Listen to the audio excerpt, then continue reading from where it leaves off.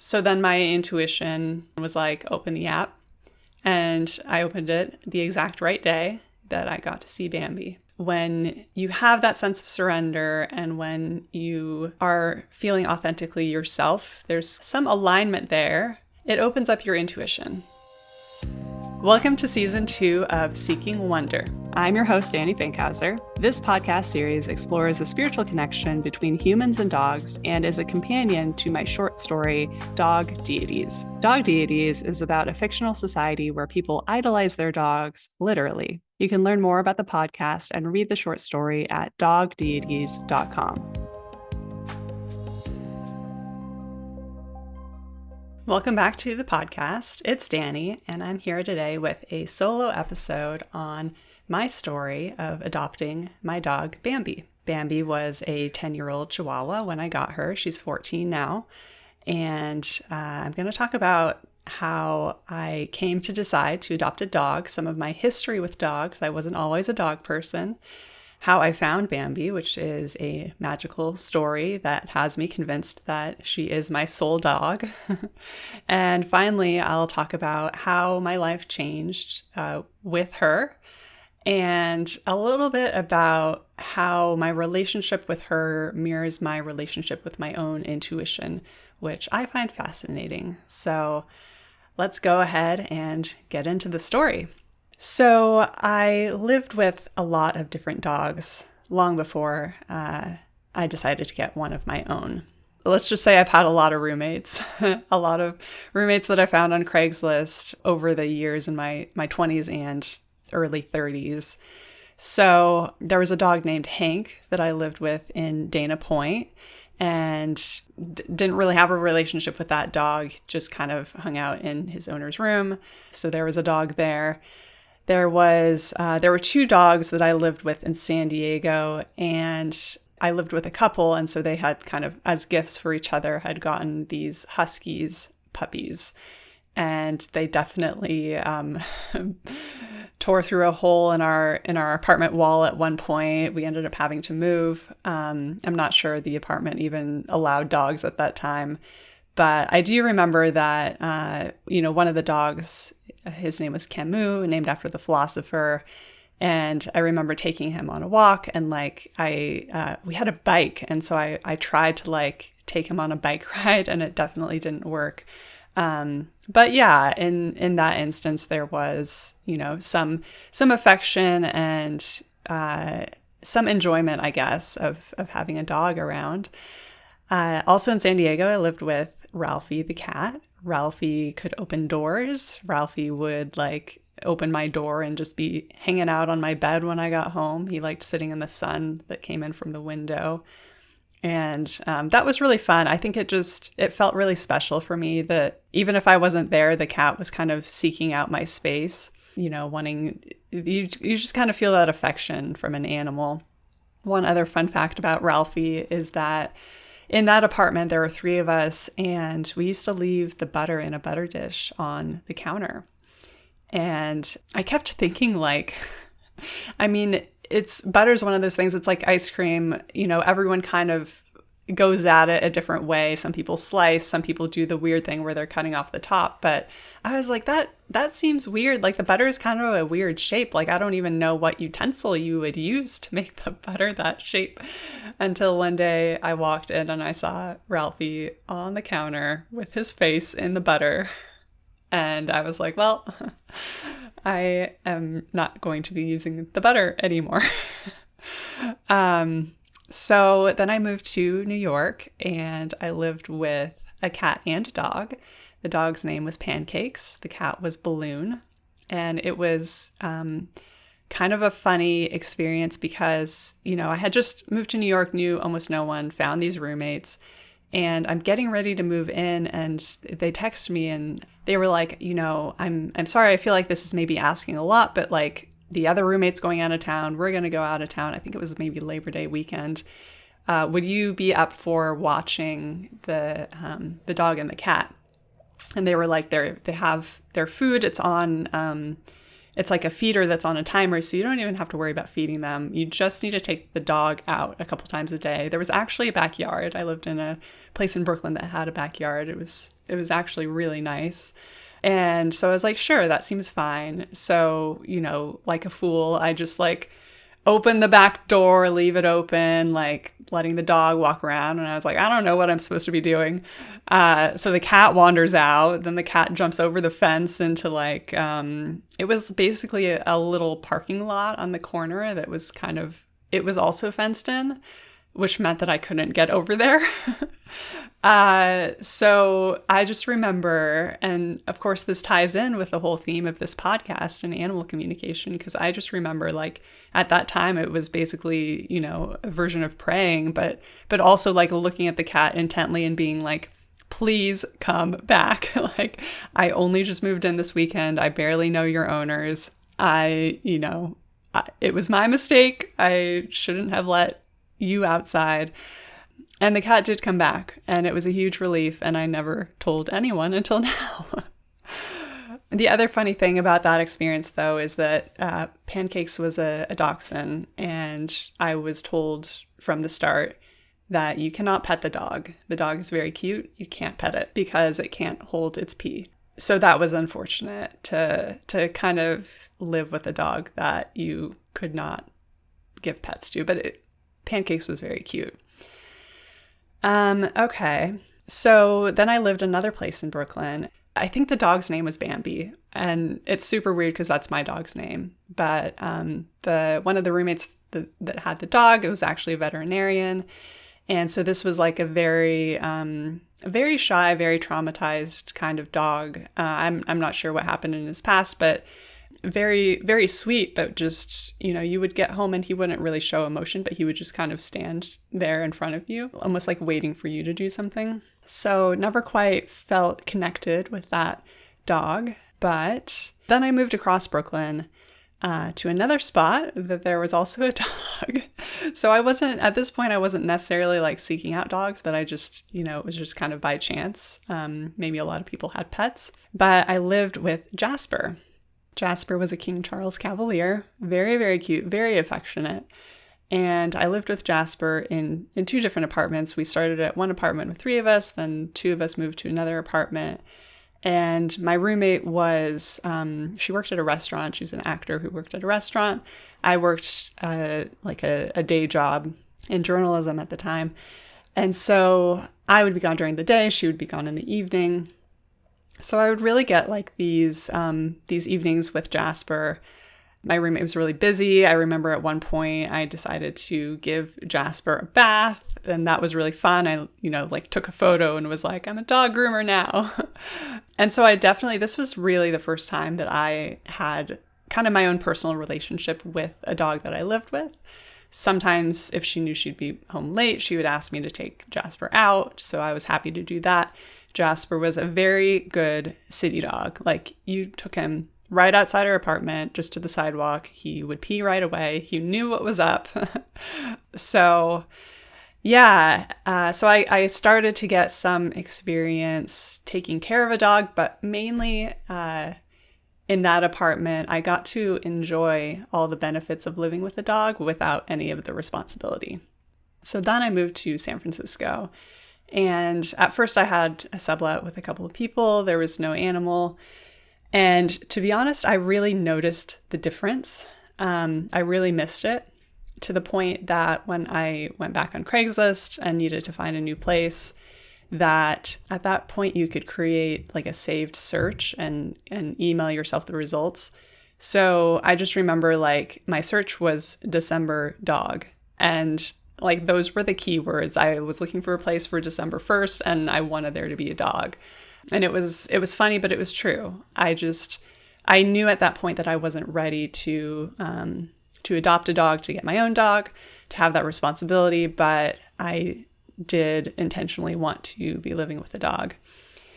It was a really hard time for me, actually. And I missed having kind of that furry friend around, and just from the experience I had with it, I knew that it would support the stress, the depression that I was dealing with. So I end up meeting Jareth. And Jareth the owner had actually found him in LA when she lived there. He was, I think, a pug mix. I would say, I don't know that we ever really like connected, but like it wasn't like he would come in my room. He wouldn't sit with me on the couch or anything like that. I think he was more the kind of dog that was very connected to his owner. It was really funny though that he would know when his owner was coming back. And I was never sure if, like, she would say, like, oh, he can hear my car pulling in. But I was never sure if it was that or if he had some kind of supernatural sensing, because he would go and wait by the door and me and the other roommate would be like, oh, does he need to go out? Does he need to go for a walk? And then like 5 or 10 minutes later, the owner would come in. So I don't know, maybe she was parking in the garage and sitting in the car for a couple minutes, but it definitely had that feel of like a kind of a supernatural connection. But yeah, this was the first time that I actually had the experience of taking on more responsibility, because my roommate was out of town traveling for a week at one point and asked if I would take care of feeding him and walking him. And so I did that, and I had, my full-time job at the time. It was truly a lot of work. It took a lot of kind of rethinking my schedule, because in the morning it was like, oh, I think I have this much time, but I have to take him out. And he was not a city dog in the same way that Jasper was. He wanted to pee little bits along the sidewalk and kind of be taken on a little walk. And so it wasn't like a get this done and get going kind of thing. So yeah, that was definitely a good experience in terms of like having that full-time responsibility of the food and the taking him out for a full week and just getting the sense of that. And so after that, I really knew that the next apartment I lived in, I wanted it to be pet friendly. Ironically, that apartment was not. My roommate had a deal with the landlord that if she could live there with her dog, that she would replace the carpet, which she did. She ended up moving out, taking the dog, replacing the carpet, and I stayed there for maybe another year or so. But because it wasn't actually dog friendly, couldn't have gotten a dog there. But I did know that as soon as I moved again, that my next place would be dog friendly, and even if I didn't get a dog right away, that would be part of my next phase. So I ended up moving back to New York, swapped coasts a bunch of times, and my job was remote, so that gave me the chance to do that. I was actually in a sublet for a couple months. I'm not sure if that one was dog friendly or not. But when it did come time to get my own place, it was like absolutely has to be dog friendly. That's top of the list. When I started to go to look at apartments, I would actually picture in my mind, like I would like look around the apartment, not as much with like, oh, where am I going to put the furniture, but like try and picture my dog there. And the apartment that I saw, I didn't love it at first. It was really inexpensive though. But I remember as I was leaving, I turned down the street and I was about a mile from the sublet that I was in at the time. And so I decided to like just walk back because it was a nice day. And as I was walking back, I was like, I just see me and my dog walking down this street. It was a really nice, like brownstone lined street in Boerum Hill in Brooklyn. And that was when I really decided I wanted the apartment, actually. Not so much when I looked at it, but when I had that walk and could see me and my dog walking on that street, which is crazy because, I ended up getting a dog and we ended up taking quite a few walks on that street. It feels like time traveling sometimes when you have those experiences. But anyway, so my lease began in March 2020. And if you remember recent history, I really moved in right before the pandemic. I had barely, gotten dishes and some of the stuff that I needed. And then things were just shutting down. And so it was sort of like either a really good time or a really bad time to adopt a dog. I guess a lot of people at that time were getting dogs. But I was a little bit nervous just because there was so much unknown. And I remember at one point I was like well, I don't know, like, how will I get food for her? Or I guess I didn't know it was going to be a girl dog at that point. But yeah, that was like came up as fear. And so then, I don't know, I just like went on a Facebook group I was in and like asked someone about it. And it's kind of silly because it's like, well, how was I getting food for myself? I was just going to the store and buying it. It's not that hard. It's not that different.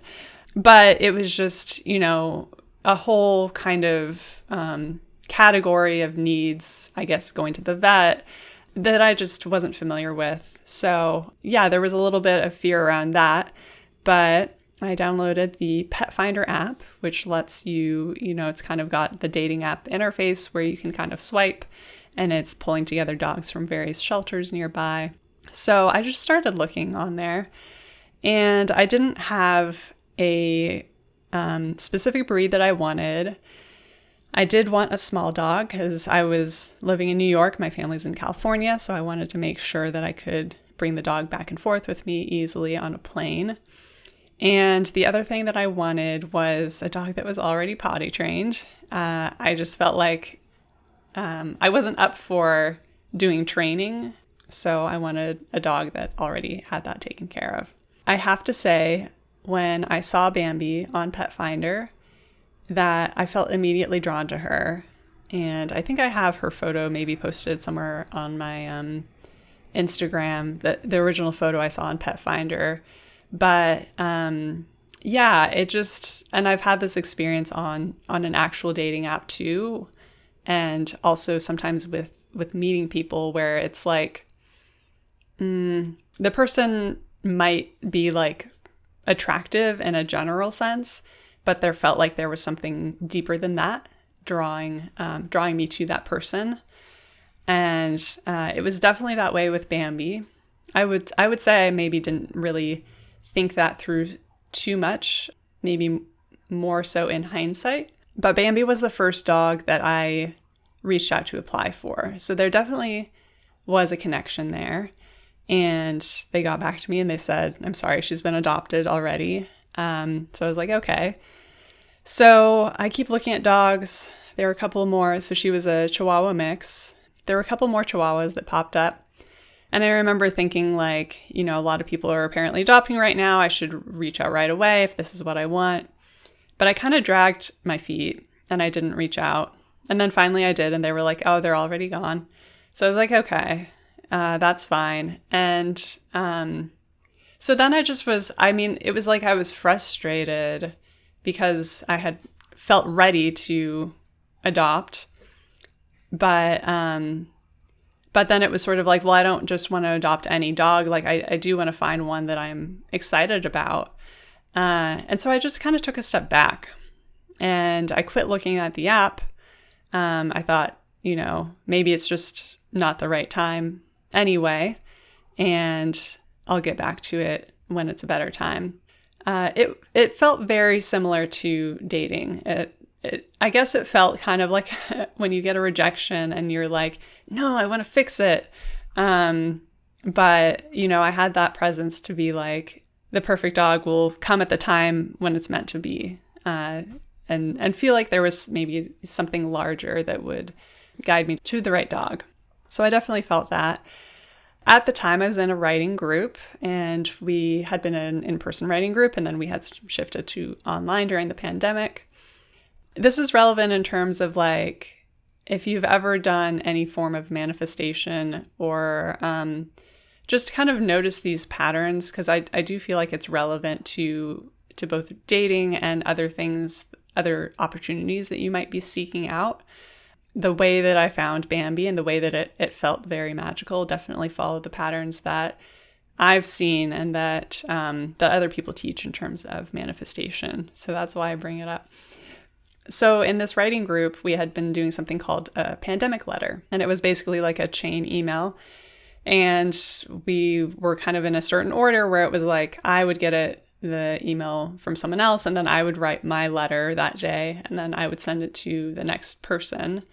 And it was just like a reply all email chain that we were on, and we would just talk about what was going on, or we would tell a story.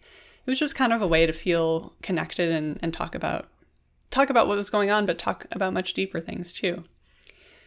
So around that time, this was maybe about 2 months after I had applied for Bambi.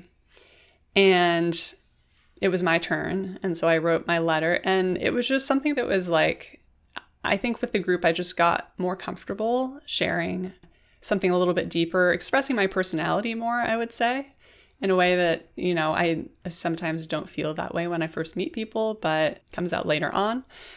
And because of that, every other writing group call, these were 2-hour calls. We would do critiques. We would discuss a book that we were reading. All the other calls I did from my desk, kind of like I was working. But because of that day I was sitting on my bed. And, even though it was a video call, like I just felt comfortable that day to just kind of lounge on my bed and do the call from there. And during the call, someone's kid like ran in the background, and I was like, oh, kids, cute, and it just made me think of adopting a dog and how I had wanted a dog. And so then I opened the Pet Finder app again, and there's Bambi. And in the app, it has timing on it where it's like, it'll say if this has been here for a week or if this dog is new or something like that. So it was like presenting Bambi as a new dog. And so I actually was like the co-founder of an app at the time. So I was skeptical. I was like, are they just, are these even accurate? Are they just saying that the dog is new to get more people looking? Because they don't have enough dogs that are new or something like that? Are they trying to drive engagement numbers? So I was a little skeptical, but then I was like, well, I don't know. So I go back to my email that I had sent before, which clearly showed that I had reached out another time and replied to it. And I was like, hey, I just saw Bambi in the app. Is she available again? And she was. And so, the reason I kind of go into like the mood at that time, and also kind of so there was that sense of surrender when I didn't get Bambi originally. And, maybe that frustration was feeling like, oh, I think this dog is for me. And then finding out it wasn't.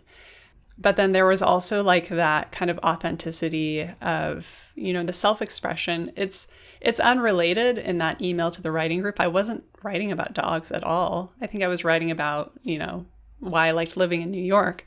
But that is the pattern that I find, that when you have that sense of surrender and when you are feeling authentically yourself, there's some alignment there. It's, you could call it the frequency or something like that, but it opens up your intuition. I think that's the simplest way to explain it. And so then my intuition like saw someone's kid and then was like, open the app.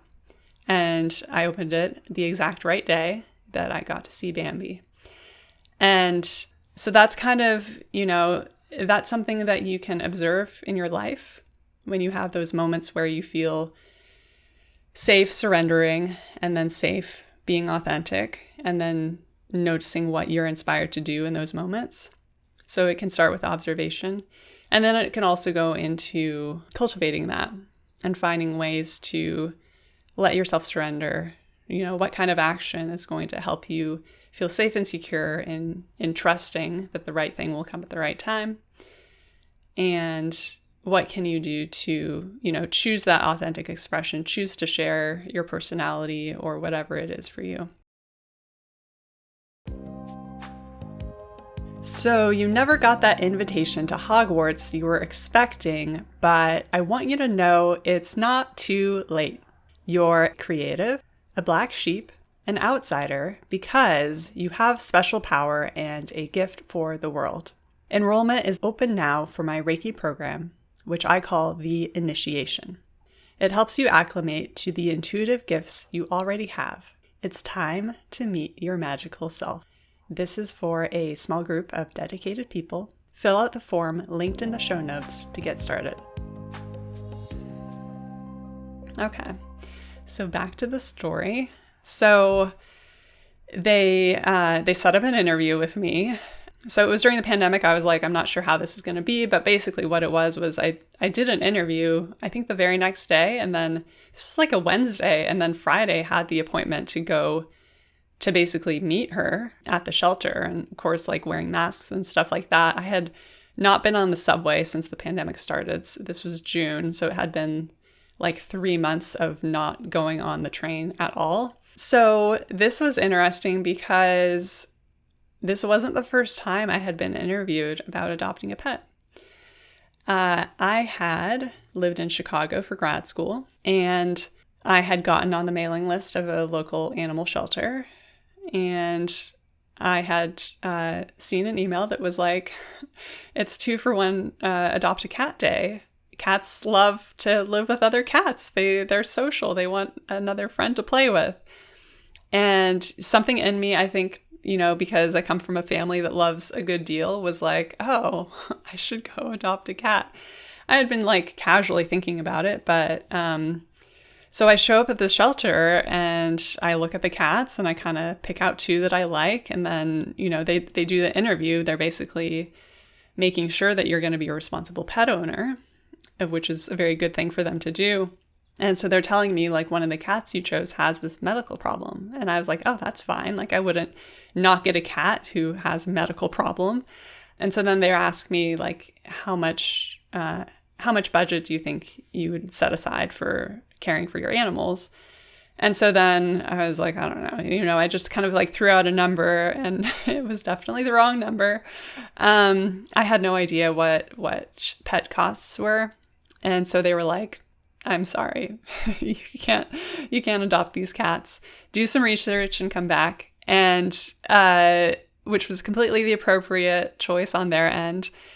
However, I was mortified. I had always been like a good student in school, like always follow the rules. And so just, I felt like I was trying to do something good. I was trying to adopt an animal. And the fact that I got turned down and was seen as like unworthy, I guess, or, that's the way that I took it in.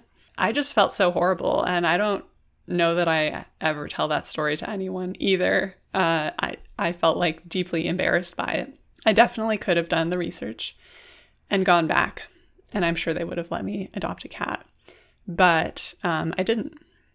And, it's interesting in hindsight, these decisions, because had I adopted cats when I lived in Chicago, I probably would have stayed there. It would have been, once I finished graduate school, I just kind of hopped on a plane and moved back to my parents' house in California. But I would have probably done it differently. So that could have changed the whole arc. But this was, of course, in my mind when I did this interview, and it was a very easy interview. They never asked me. They should have asked me what my budget was, because, adopting a senior dog, to be honest, it was quite a bit more expensive than I expected. But yeah, I was actually pretty nervous going in to meet her. And so, it's kind of just me and the person who's works at the shelter and Bambi in a room, and there's like some dog toys. And so I kept like trying to play with the toys in her, and she was just looking down, shivering, would not look me in the eye, did not want to play with any of the toys. And I was sort of like, is it okay?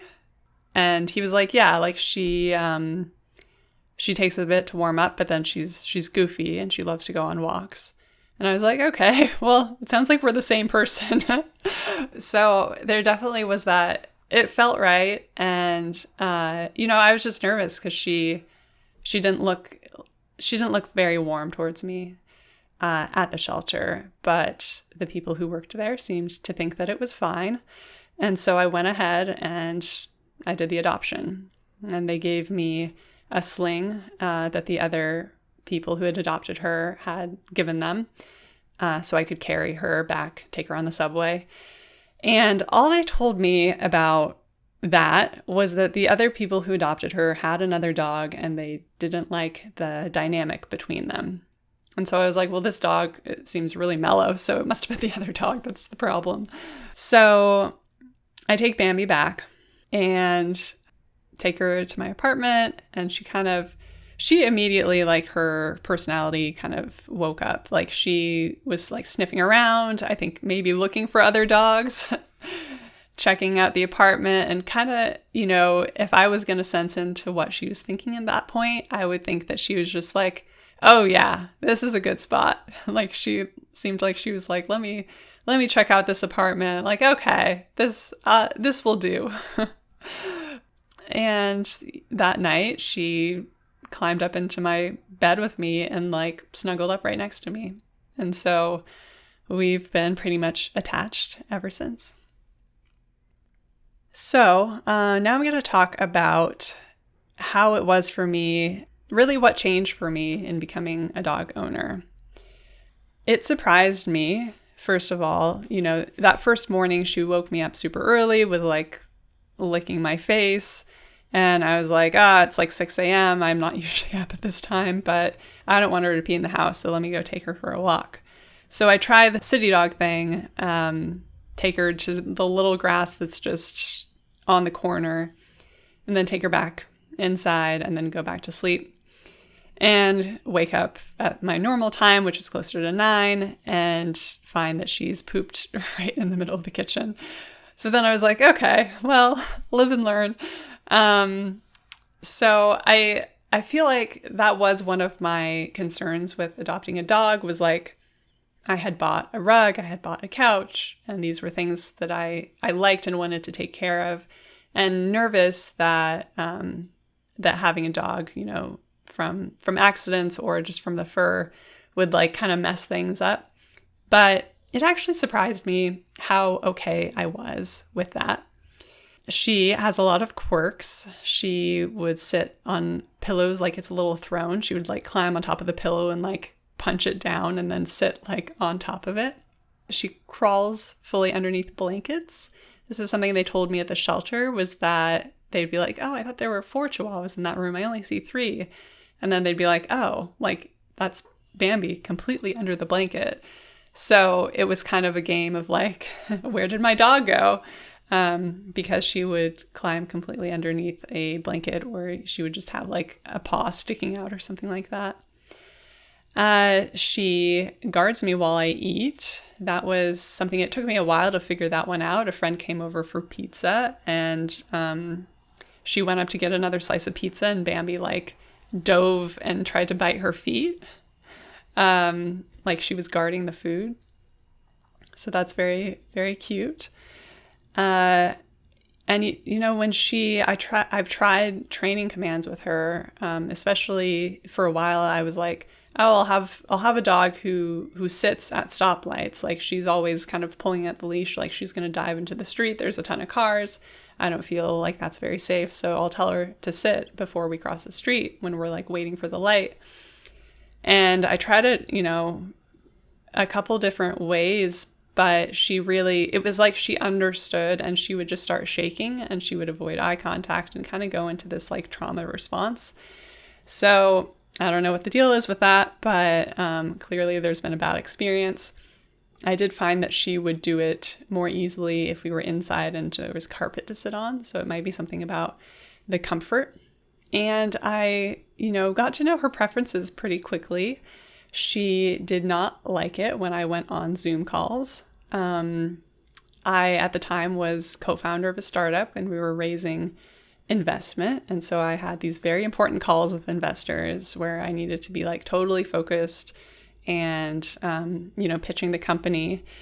And I just remember this one call where, I'm on a video call and like I glance past my computer and Bambi's just like on the top pillow of the couch, like sitting up and kind of like stomping her front paw and like tilting her head and glaring at me.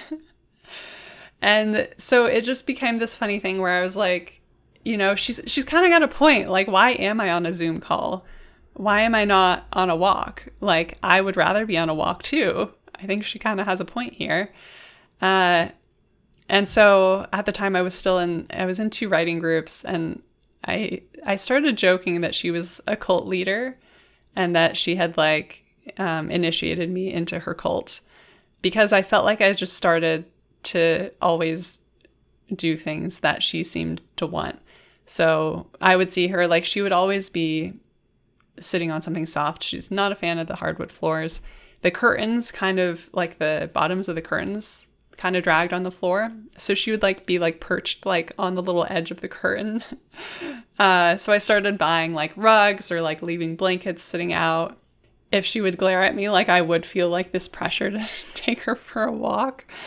Yeah. And so just kind of felt myself questioning my own choices and my own values. Like, why not take a nap in the afternoon? That seems great. Also, having a dog forced me into routines. So I would have to get up in the morning to take her out. Otherwise, I would risk an accident. And around that time, I started getting into spirituality. I was doing some writing and found that meditation helped me with writer's block. And that got me into using a meditation app called Insight Timer. And then Insight Timer, with all of the different kinds of live sessions that they offer from a huge variety of teachers, I got into energy healing and Reiki. And so I eventually did a Reiki training where Bambi, the Reiki training was all through Zoom. So Bambi was actually with me when I was getting trained in Reiki. So I always joke that she's trained in Reiki as well. Yeah, the biggest change was that I decided to leave the company that I was co-founder of. And, we were kind of we managed to raise the funding that we had been working on. And we're at a transition point where we needed to change the strategy. And basically, the skills I had brought to it were not what we needed going forward. They were what we thought we needed in the beginning.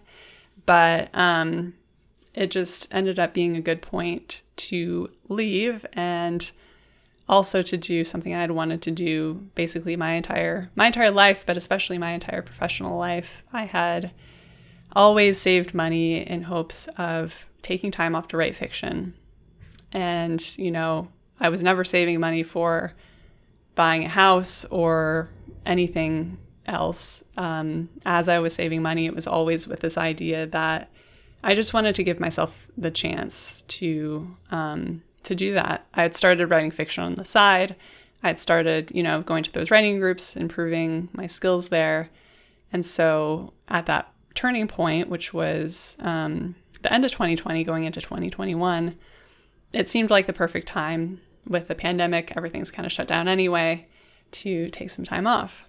So that was a pretty dramatic shift. And I feel like having Bambi was part of it, just because, as I kind of mentioned, she just had a different pace of life and different preferences. And yeah, it was just like, just having her in the room with me caused me to question, why am I on so many Zoom calls? Why am I, putting so much effort into this? I would rather be like cooking and going to the farmer's market and going for walks and just having like a slower life, I guess. So then I got it. So what I want to talk about next is how my relationship with Bambi plays into developing my own intuition. Every guest on this podcast has talked about how everyone is intuitive. And they bring that up without me necessarily asking them. They're people that are professional animal communicators in many cases. And even though they're making a living off their own intuitive services, it's very interesting that they're so eager to say that, basically anyone can do this. It just requires some training, but we all have this ability. What's been interesting for me is that as I developed this relationship with Bambi, a lot of it was, it's intuitive in the sense that there's kind of a release of control. And I don't know why I did this, but as soon as I got Bambi, when I would take her for a walk, I wouldn't decide where we were going to go. I was curious to know where she wanted to go. And so she wanted to turn this way or that way. I would just kind of go with it and be open to the surprise of where we might end up. We might go down a street I hadn't been down before.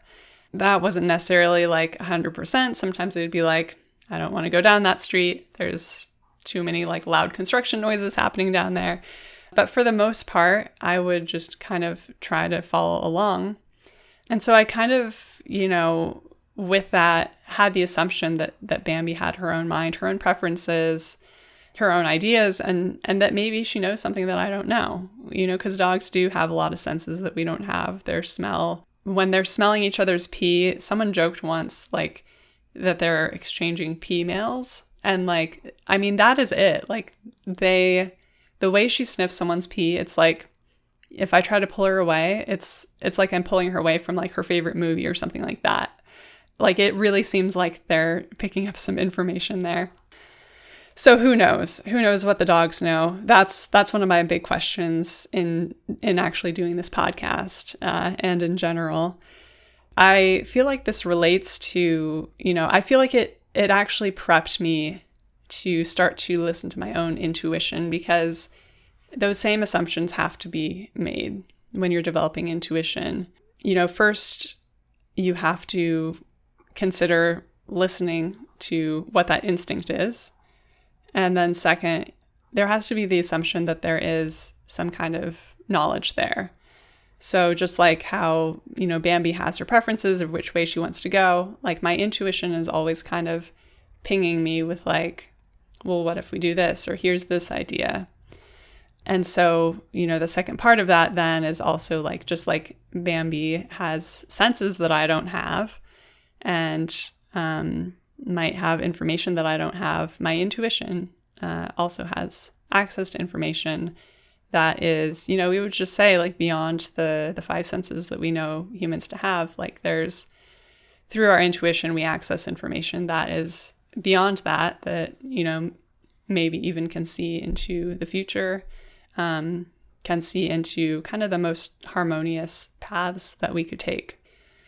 So having that trust of following Bambi's instincts and trying them out in a way, I feel that kind of prepared me to start listening to my own intuition. And kind of like I said, like it is ultimately about being open to a pleasant surprise, being open to see something new, being open to life being a little bit different than you expect. And it's not about like Bambi takes me down this street and, I find $100 bill on the ground, like it's not like an immediate effect like that, but it's just kind of about building up that trust. And then over time, then you do start to see results. And so just the same with intuition, each little instinct to, people always say like, go to that specific coffee shop or drive a different way home.